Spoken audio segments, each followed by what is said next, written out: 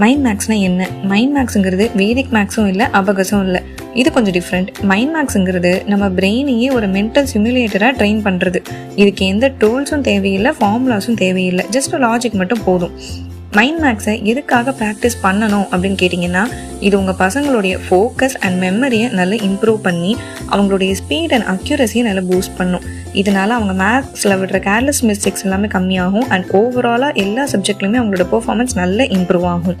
இப்போ எங்கள் அகாடமியில் April 15th ஒரு நியூ பேட்ச் ஸ்டார்ட் ஆகுது. ஆல்ரெடி நிறைய சீட்ஸ் புக் ஆகிருச்சு. Last few seats left. So book your spot soon. Mind மேக்ஸ்னா என்ன? மைண்ட் மேக்ஸுங்கிறது வேதிக் மேக்ஸும் இல்லை, அபகஸும் இல்லை. இது கொஞ்சம் டிஃப்ரெண்ட். மைண்ட் மேக்ஸுங்கிறது நம்ம பிரெயினையே ஒரு மென்டல் சிமுலேட்டராக ட்ரெயின் பண்ணுறது. இதுக்கு எந்த டூல்ஸும் தேவையில்லை, ஃபார்முலாஸும் தேவையில்லை, ஜஸ்ட் லாஜிக் மட்டும் போதும். மைண்ட் மேக்ஸை எதுக்காக ப்ராக்டிஸ் பண்ணணும் அப்படின்னு கேட்டிங்கன்னா, இது உங்கள் பசங்களுடைய ஃபோக்கஸ் அண்ட் மெமரியை நல்லா இம்ப்ரூவ் பண்ணி அவங்களுடைய ஸ்பீட் அண்ட் அக்யூரஸியை நல்லா பூஸ்ட் பண்ணும். இதனால் அவங்க மேக்ஸில் விடுற கேர்லெஸ் மிஸ்டேக்ஸ் எல்லாமே கம்மியாகும் அண்ட் ஓவராலாக எல்லா சப்ஜெக்ட்லையுமே அவங்களோட பெர்ஃபார்மன்ஸ் நல்லா இம்ப்ரூவ் ஆகும். இப்போ எங்கள் அகாடமியில் April 15th ஒரு நியூ பேட்ச் ஸ்டார்ட் ஆகுது. ஆல்ரெடி நிறைய சீட்ஸ் புக் ஆகிருச்சு. Last few seats left. So book your spot soon.